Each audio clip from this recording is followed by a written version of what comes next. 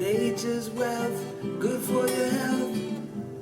This is the Raw Life Health Show. Hello everybody, it's Paul Nason with the Raw Life Health Show, and here we are in beautiful Staten Island, New York. You can see the beautiful lake behind me.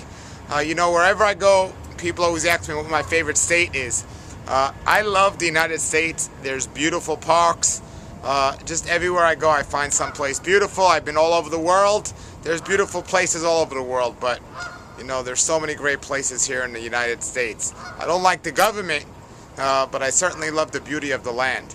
But today's question, or today's topic, is a question I get often since we travel so much. It's, how do you eat when you travel?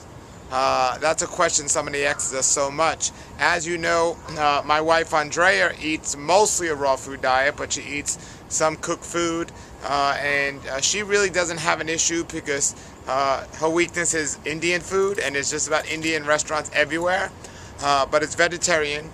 For myself, I'm on about a 99% raw vegan diet. If I can get goat's milk, if somebody has a local farm, I'll have that. They'll bring it to me. But for the most part, I need to find myself a whole paycheck or a health food store or something like that, or a farmer's market at least, to get the food that I need. But another thing is, as we speak, we often speak at potlucks, and people bring food there, so we get food that way. And then sometimes when we're staying at somebody's house, they often make us food. I like to travel with a juicer or a blender, but a lot of the places we stay, people have juices and blenders, so it helps us. I do definitely love to have a green juice every day. I try to get one if I can. I definitely miss it if I can't. It's not always easy on the road to get a green juice, but really, basically, I eat the same way I eat at home. I just try to find fruits and vegetables that are in season. Hopefully I can get organic, but if I can't, you can find fruits and vegetables everywhere. I mean, asking me how I eat when I travel is asking somebody who eats McDonald's, how do you eat when you travel? McDonald's is everywhere, right? Well, so is fruits and vegetables. Now, I might not always be able to make a nice, big, beautiful organic salad like I like to do. However, I could certainly get some fruits and vegetables pretty much wherever I am.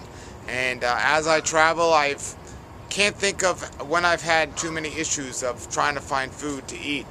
Now, since I've added cooked food to my diet, and not a lot, I can go to the bar at the salad bar at a whole paycheck, a Whole Foods or a place like that, and I can get something cooked as an option. But to be honest, the only time I really eat cooked food is if my wife makes me at home some millet, or if I could find steamed vegetables outside. And in the last 6 months, I can't think, maybe I can count on one hand when I did those things.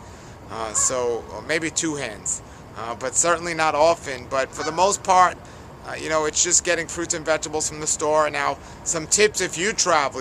Airline travel is another question people always usually ask me. It's probably not healthy to eat on a plane. It's definitely not healthy to eat dried fruit or nuts or other dried snacks on a plane, because it's dehydrating to the body when you're flying in general. So when you're flying and eating dehydrated foods, it makes the problem even worse. And anytime I've ever had anything dried on a plane, I've always come off the plane with a really bad headache due to the dehydration. If you are going to take a snack on a plane, you want to take something with a lot of liquid in it, maybe an apple or an orange or things like that. Always have water on hand. You don't want to drink water with your meals, but between your meals. But I do always bring these kind of snacks with me to the airport, because if the flight is delayed or something goes unexpected, I don't want to have to have any temptation with the food in the airport, because I have the sensation of hunger. So I want to be prepared. So what happens is, when we travel on a plane, is I usually take a good amount of food, but I usually don't eat it, and when we get to our destination, we have a good amount of food left over. It also depends on how long you're flying, but the longest flight you can pretty much take in the United States is from one coast to the other, which is usually about 5.5 hours. And you get to the airport 2 hours earlier as well. If you can't go about 6 hours without eating, you might have other issues besides just the food of what you could eat. But for the most part, that's the longest flight you could take. Now, overseas is a different story. Definitely take some juicy fruits or vegetables on a plane if you're going overseas. You could even call ahead of time. Some airlines even have raw food options now, but I remember from the old days their vegan options were not vegan and their vegetarian options were not vegetarian. So I wouldn't rely too much on their raw options. But that's the way we do it. Now, how I eat in general is, since I am on a daylight diet, I can't remember the last time I've eaten when it was dark outside. And people say, well, what do you mean? In the wintertime, the sun goes down at like 4:30. Do you stop eating at 4:30? Exactly. The way I like to do it is in the summertime, I eat about 3 meals a day. I try to make my heavier meal earlier in the day, my lighter meal towards the end of the day, which is backwards than a lot of people do, but this world is backwards today, and I think it's a bad idea to eat your heaviest meal at the end of the day like many people do. So I like to eat 3 meals. Now, if you see me eating 4 meals or 2 meals, don't call the raw food police on me. But I like to usually do 3 meals in the summertime because the days are longer. And then in the wintertime, as the sun goes down earlier, I like to do 2 meals. And I try not to eat as much fruit in the wintertime when it's colder outside. I might eat some more concentrated foods. So that's a rough idea. Now, when I'm on the road, it might be different because, the time schedule and the different time zones and so on. But I don't really change up too much. It doesn't get too different. Now, since I made my announcement that I eat cooked food and animal food, people think I'm going to McDonald's every day, and that's not the case.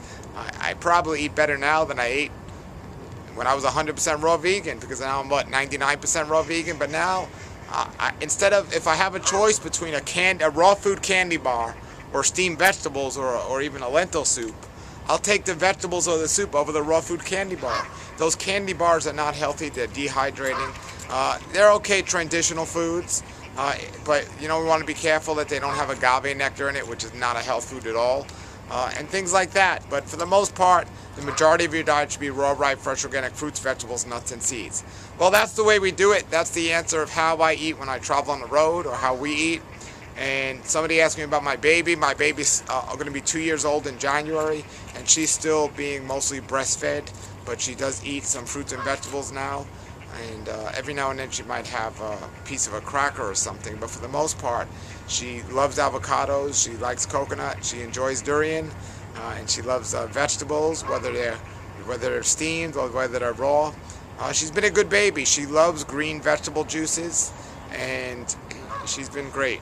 So, all right, everybody, there you have it. This is Paul Neeson with the Raw Life Health Show saying, have a great day and a great raw life, and hope to see you when we're out there on the road. And if you do see me at a lecture and you have a farm or you know somebody who does, bring me some raw goat milk.